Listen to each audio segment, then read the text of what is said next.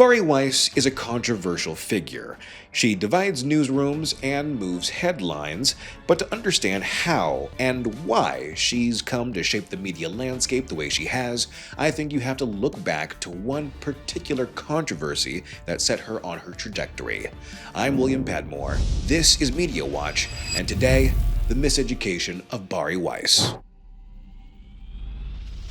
To begin this tale, we have to go back to the distant past, the spring of 2002. It was a nation on edge. The world was still reeling from the September 11th terror attacks, placing the Middle East center stage in American foreign policy and dinner table discussion. Then, in the spring of 2002, the Israeli government launched Operation Defensive Shield. Across U.S. campuses, the Israeli-Palestinian conflict had become a cultural flashpoint again. It's in this environment, the fall of 2003, we find our protagonist, Bari Weiss, 19, about to enter Columbia University, pursuing a history major. For some context, Weiss grew up in Pittsburgh, the eldest of 4 daughters and daughter of successful entrepreneurs Lou and Amy Weiss, who own a pair of design and flooring businesses. A devout Jew and Zionist, Weiss took a gap year after high school to study in Israel. There, she helped build a clinic, studied at a feminist yeshiva, and studied musical theater at an Israeli college. Weiss couldn't know it, but while she was building the foundations of her identity in Israel, conflicts were happening in the halls of Columbia University's Middle Eastern and Asian Languages and Cultures department that would set her on her path toward becoming one of the most recognizable figures in American media. To understand Bari Weiss, you first have to understand the Columbia Unbecoming controversy. Columbia Unbecoming first aired privately in March of 2004.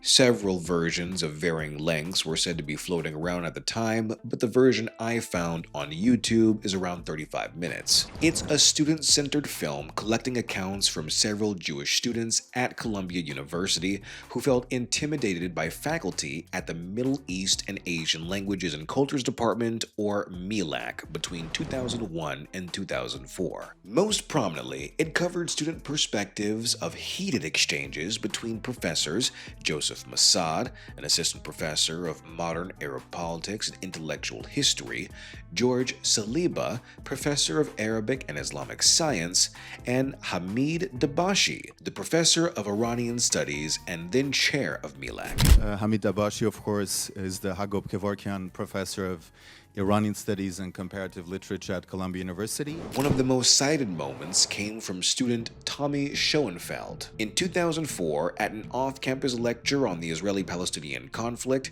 after identifying himself as an Israeli and member of the Israeli Defense Forces, he claims Mossad replied, "How many Palestinians have you killed?" when challenged on the material of his lecture. And I said, I'm not going to answer, but I'm going to ask you a question. How many members of your family celebrated on September 11th? If we're starting with stereotypes. During another incident in 2002, Lindsay Schreier recalled Professor Saliba telling her that because she had green eyes, she wasn't a Semite and therefore had no claims to the land of Israel. As if my ancestors were not there. As if I'm not really a Jew because I have green eyes. I was stunned and never approached him after that, and that's exactly what he wanted to do. Now, it is essential to keep in mind that this film is not a journalistic endeavor. For one thing, it's one-sided. Student accusations are on camera without responses from the accused professors. Many details are also vague about when and where these confrontations took place. Then there's the organization behind the film. The David Project was a pro-Israel advocacy group centered on universities and university debate. They made sure the film was assembled and distributed to alumni and faculty, most consequentially the university president at the time, Lee Bollinger. After those screenings, descriptions of the film leaked to the media.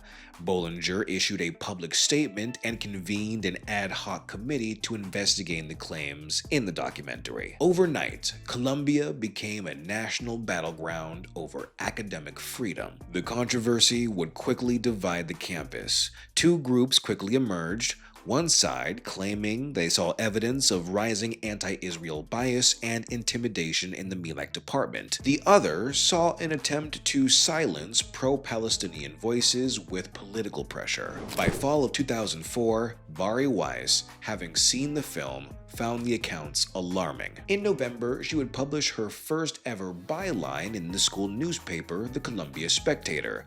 The title, "In the Name of Academic Freedom." In it, she argued professors in the MELEC department didn't offer diverse perspectives on the Palestinian-Israeli conflict, and in fact showed no true regard for the academic process and were mostly anti-Israel and pro-Palestinian. In essence, she was calling for more ideological diversity, a theme that would echo throughout her career. As coverage of the incident spread, it reopened debate not just about Columbia, but what counted as fair discourse when discussing Israel and Palestine. No matter what side of the debate you fell on, both sides were united in one thing: hatred over Columbia's official investigation.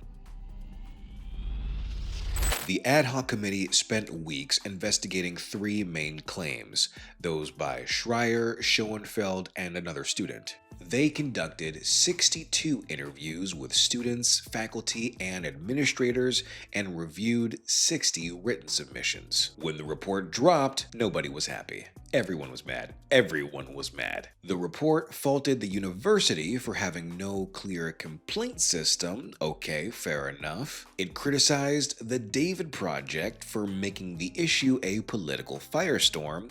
Again, okay, fair enough. It confirmed several of the incidents were credible, but found no evidence of any anti-Semitism. This didn't satisfy anyone. Supporters of the professors called the whole process a witch hunt, and the New York Civil Liberties Union warned it could chill classroom speech. Mossad himself called the committee illegitimate and the report a collection of major logical flaws and inconsistencies that robbed him of due process. And the pro-student side, also furious. In her second Spectator op-ed, Unity Through Dissonance, Weiss said the report ignored dozens of other student testimonials and missed the larger issue: intimidation of pro-Israel voices on campus. She also criticized the makeup of the committee. Many critics of the committee were quick to point out the inclusion of professors with close working relationships with Mossad,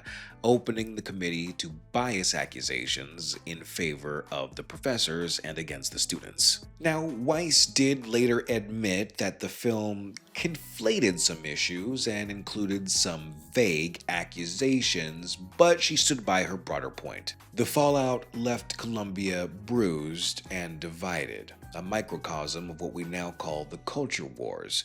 Distrust on all sides and institutions desperately trying to prove neutrality. Sound familiar? Invigorated by the debate, Weiss co-founded Columbians for Academic Freedom, a student group advocating for viewpoint diversity on campus. She became a kind of spokesperson for the pro-student camp and was cited in articles in the New York Post, the Brown Daily Herald, and the Forward. No doubt she was making waves. Of all of her appearances at the time, one in particular stands out to me: the 2005 debut issue of The Current, a student journal she co-founded with other students involved in the Columbia Unbecoming controversy. In that piece, Press, Nobody's Handmaidens, Weiss addressed whether the journal's main funder, the Jerusalem-based nonprofit Shalem Center, had any sway over its editorial content. Weiss insisted it did not. Her goal, she insisted, was to foster debate in an era when entrenched ideologies make people blind to reality.